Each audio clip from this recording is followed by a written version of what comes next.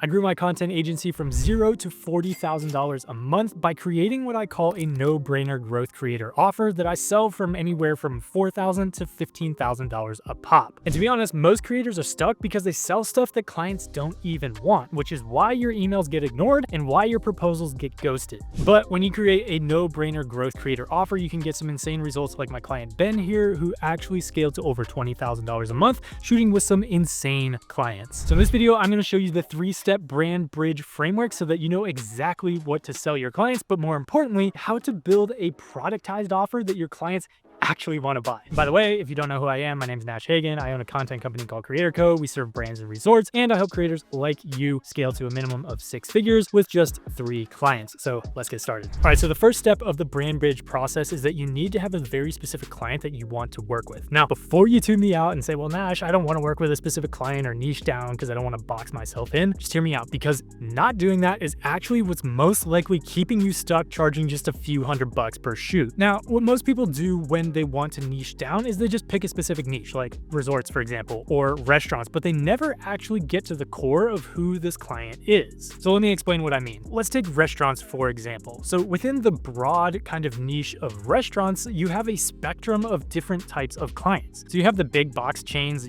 fast food restaurants, Applebee's, that kind of stuff. You have local eateries, you have bakeries, you have cocktail bars, you have the Michelin star restaurants. There's all kinds of different things, but here's the deal. Each one of those subsets of industry has their own unique problems, their own goals, and their own ways of kind of like handling each one of those things. So if we hit each one of those kind of subcategories with the same generic content offer, well, we're going to get a generic response at best. And if they hire us, we're going to be able to charge generic pricing, like, a few $100. So let's say I don't want to do that, and I actually want to be specific and hone in on one specific clientele, and we'll take cocktail bars, for example. So now we're more specific, but now we need to understand exactly who this client is. What do they struggle with? What keeps them up at night? What is their end goal? So to illustrate this point, we could go after the types of cocktail bars that really want to build a luxury brand. They want to appeal to a certain type of clientele. Maybe they charge $20 plus for each of their cocktails. They want to have like a ritzy type of atmosphere, all that kind of stuff. And most of the margin in the business is actually coming from their drink prices because they're fancy, they're nice, they have cool presentation, all that kind of stuff. Now,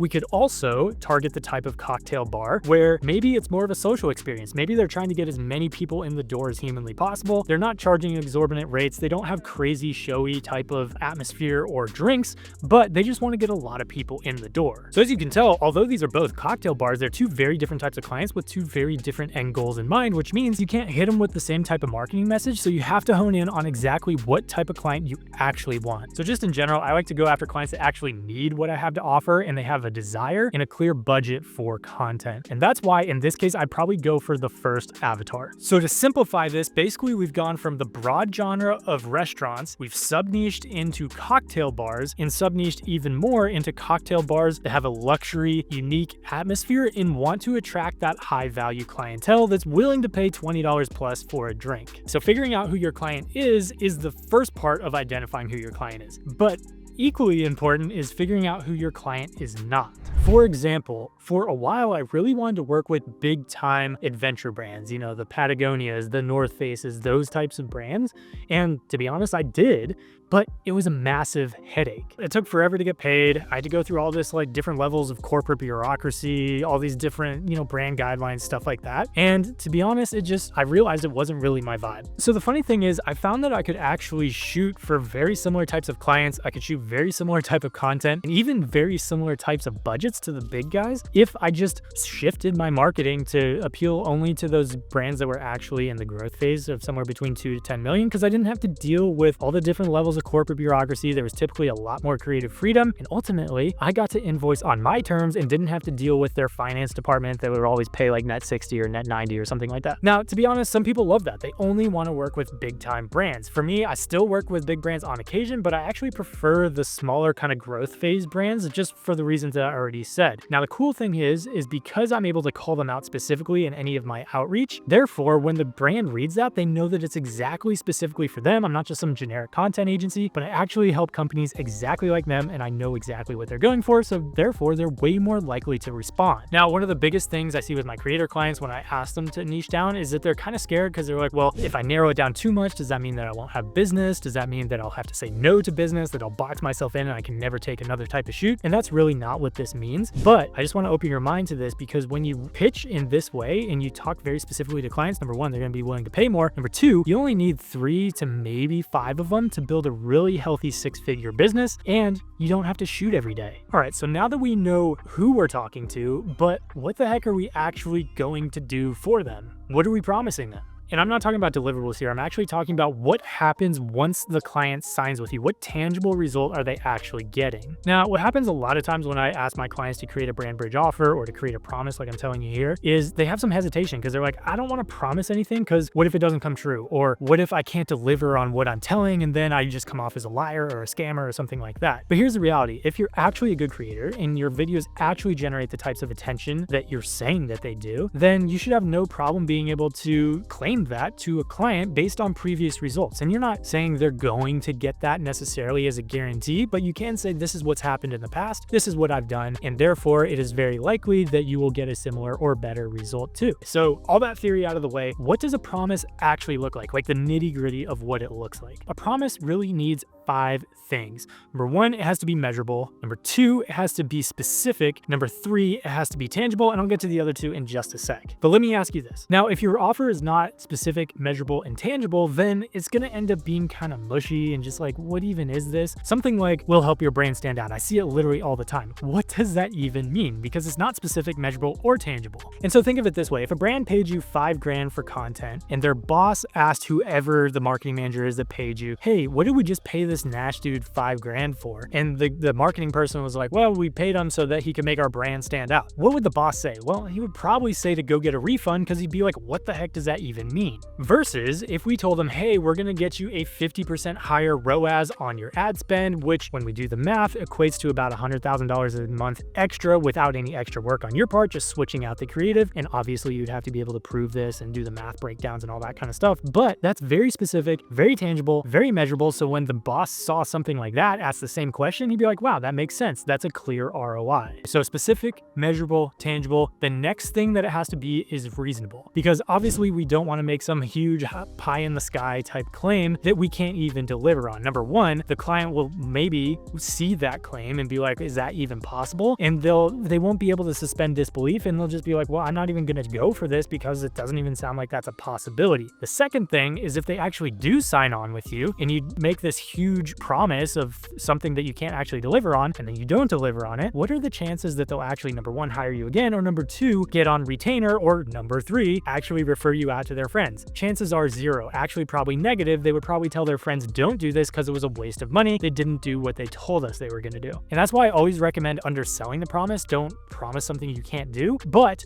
over delivering on what you said you would do, because what this does is it sets the expectation low-ish, but when you over deliver, it creates an opportunity to delight the client, which leads to better reviews, better case studies, more referrals, and ultimately you get paid more. Okay, so specific, measurable, tangible, reasonable, and the last one is that it has to be something that a client actually freaking wants. So most creators, when they join my program, are offering some kind of version of a content offer. Now, it might be mostly photos, mostly videos, a combination of each, but usually it's just kind of random. Like they don't even know what the client actually needs. They're just kind of like compiling all this content into a package, putting a price tag on it, throwing it out, and hoping the client wants to go for it. And it's no surprise when the client doesn't. But why? Well, in reality, the client doesn't want a bunch of random content usually. What they want is content for very specific purposes, usually in regards to marketing. So you have to understand what this content is actually going to be used for, what the actual tangible use case of it is, and then you can frame the content, whether it's reels, whether it's photos, whether it's a banner video for a website, you can frame it around the actual use case that the client needs the content for, so it makes it into something that they actually want. And just as a side note, one of the easiest ways to figure out what your client actually wants is to just do some market research by jumping on sales calls. And like, don't even make the goal to like sell the client necessarily. Like if you do, that's amazing. That's like a bonus. But if you can get on sales calls and just start asking questions and figure out what they actually want, it makes it so much easier to just over time refine what your offer is, refine what your promise is, to the point where after you do 10, 15, 20 of these, you know pretty clearly exactly what your client wants,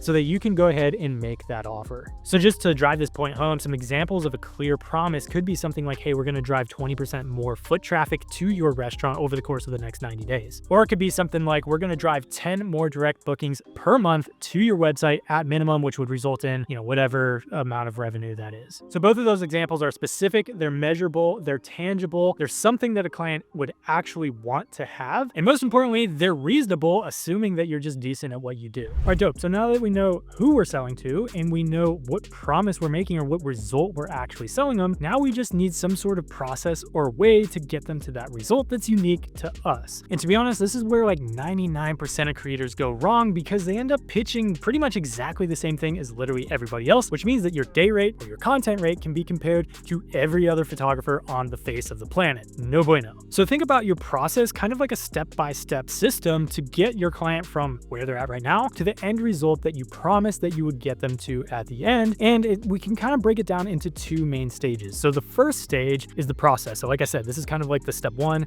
2, 3 of the entire thing. The second stage is the deliverable. So this is where most people get wrong. They just offer deliverables, right? We'll do 10 photos for you. We'll do 3 reels, but they don't actually have a process associated with it. So those deliverables is just, what is the client tangibly getting? What is the tangible things that they can put their hands on or open a link or whatever that, will get them to that result. So just as an example, a simplified version of a process might be something like step 1, we onboard you as a client. You fill out the onboarding form. Step 2, we jump on a strategy call. We understand exactly who your main clientele is. We strategize content around that main clientele or your key objectives that you're trying to do with your marketing. And we come up with content ideas, hooks, all that kind of stuff to be able to support and facilitate that. Step 3 is we go out and we actually execute on the content. We shoot it, we edit it, we make sure that everything is good. We go through visions, all that kind of stuff. Step 4 is it's posted and you start to see the results. You start to see inbound leads. You start to see better return on your ad spend or whatever it might be. That's a simplified version of what a process might look like. Now, deliverables on the other end might be we deliver 10 reels. We'll do a strategy call with you. We'll make sure that we have the covers for the reel so they match your brand guidelines. We'll give you a posting calendar. We'll give you hook variations so you can test them for ads. All this kind of stuff is deliverables that a client can tangibly have, but it all facilitates your process. Now, bonus points if you can give your process a specific name, because then if you have a specific name, it can't be compared to any other creator because you're literally the only one who has that specific process. So to give you a real life example of how this looks, I actually have a client named Cynthia who pitched a cookbook project to a raw vegan influencer. Now, she could have very easily done what most photographers do and just say, hey, I'll shoot 100 photos for you. You can use it in the cookbook. I'll send them to you. You pay me. Have a nice day. That's it. That's what most people do. But she did something a little bit different. So instead of just delivering photos, she actually thought about what are each and every single one of the problems that my client potentially would run into when it comes to producing this cookbook above and beyond just photography. And after doing a discovery call with the client and also doing some of her own research, she realized that there are some pretty blaring issues that the client didn't have any answers for. So for example, the client needed help organizing the cookbook. He needed help selecting the right recipes because he had a million of them and not all of them needed to be in the cookbook. He needed help with creating video content for an online course that he wanted to accompany the cookbook. He needed help with marketing assets and marketing materials that they would use to actually promote the cookbook. And ultimately, he didn't even have a designer for the cookbook. So even if she did deliver photos, they wouldn't have any way to design it and he would need to hire an additional designer. So there's all these different problems that kind of surface themselves just through discovery calls with the client. So as you can probably tell, delivering just photos would only solve a very small piece of this puzzle, and the client would be left with a lot of other pieces that they have to put in to finally have a completed cookbook. So instead of just charging like a basic $1,500 a day rate, what Cynthia did is actually figured out every single problem and put together a package that solves each and every single one of them so that the client would have a full completed cookbook by the end of their time working together, that all they would have to do is bring to a publisher and it was ready to go. And by the way, instead of charging $1,500, she actually charged 50 grand for that. And here's the kicker: because she was able to provide so much more value than just photos, she was actually able to charge significantly more, have more margin, and be able to hire people to help her do things like food design or even the cookbook design. And I've also had other clients do something similar where they do content, but they also pitch a full website reboot, even though they themselves don't know how to design the website, but they are able to source it out, and it brings a lot of value to the client. So now, not only are they photographers, but they're actually real growth creators for the business, meaning they get paid a whole lot more. And that is the power of knowing your client, making a powerful powerful, specific, and measurable promise to that client, and then ultimately creating a process around getting the result for the client. And by the way, if you want to see a full breakdown of how to use this exact offer framework to get more high-ticket clients for your business, then check out this video right here.